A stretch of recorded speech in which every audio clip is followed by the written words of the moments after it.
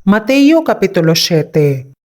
Dili kamo maghukom, aron dili kamo pagahukman. Kaysa hukom nga inyong igahukom, pagahukman kamo, ug sa taksanan nga ginataksan ninyo, pagatakson usab kamo. Ug nganong ginatan-aw mo ang puling sa mata sa imong igsuon, ug wala mo pagtagda ang pinutol nga kahoy nga anaa sa imong kaugalingong mata. Kun unsaon mo pag-ingon sa imong igsuon, pasagdi nga kuhaon ko ang puling sa imong mata ug ania karon ang pinutol nga kahoy anaa sa imong kaugalingong mata? Salingkapaw, kuhaa una ang pinutol nga kahoy sa imong mata ug unya makakita ka pag-ayo aron sa pagkuha sa puling sa mata sa imong igsuon. Dili ninyo ihatag ang mga butang balaan sa mga ero. Dili usab ninyo igasalibay ang inyong mga mutya sa atubangan sa mga baboy. Tingali unya ilang pagatunob-tunoban sa ilang mga tiil,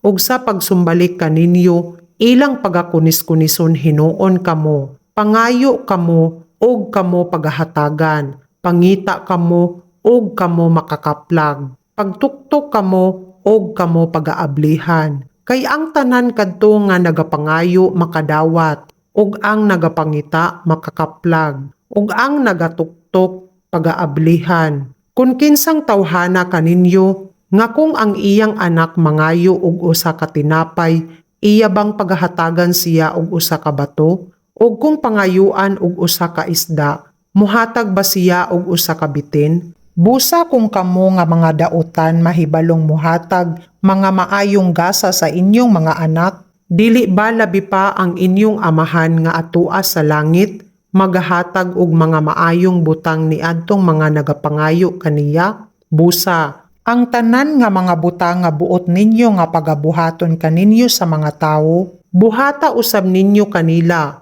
kay mao kini ang kasuguan ug ang mga manalagna. Sumulod kamo sa pultahan nga masigpit, kay haluag ang pultahan ug halapad ang dalan nga nagahatod ngadto sa pagkalaglag, ug daghan ang mga nagasulod kaniya.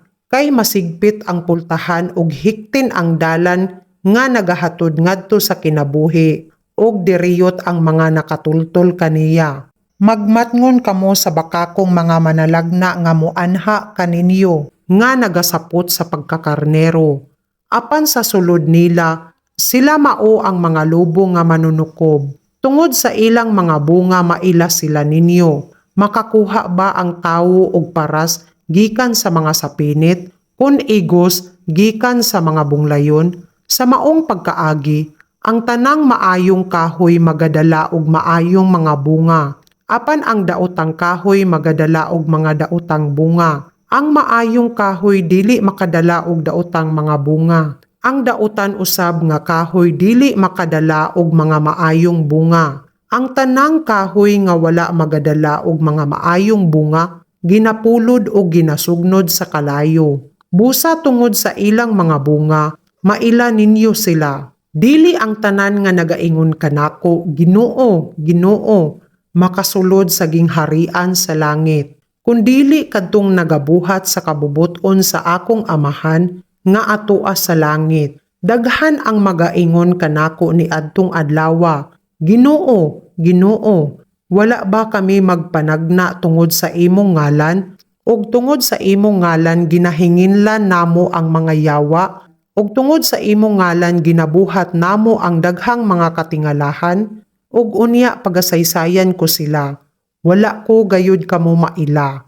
Pahalayo kamo kanako, mga mamumuhat sa kadautan. Busa, ang tanan nga nagapatalinghog ni ining akong mga pulong ug nagatuman kanila, igapakasama ko sa usa ka mabuot nga tawo nga nagatukod sa iyang balay sa ibabaw sa bato nga bantiles, ug nag-ulan ug nagbaha ang mga sapa, ug mihuyop ang kahanginan, ug mihampak batok ni adtong balaya, ug wala kini mapukan.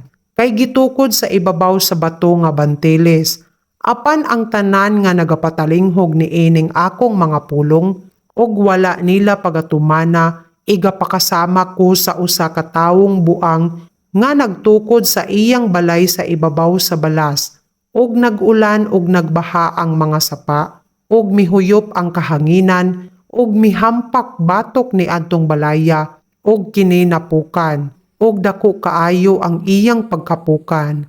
Ug nahitabo nga sa natapos ni Hesus kining mga pulonga, nang hibulong ang mga panon sa katawhan sa iyang pagtulunan. Kay siya nagatudlo kanila, ingon nga may pagbulotan og dili ingon sa mga iskriba.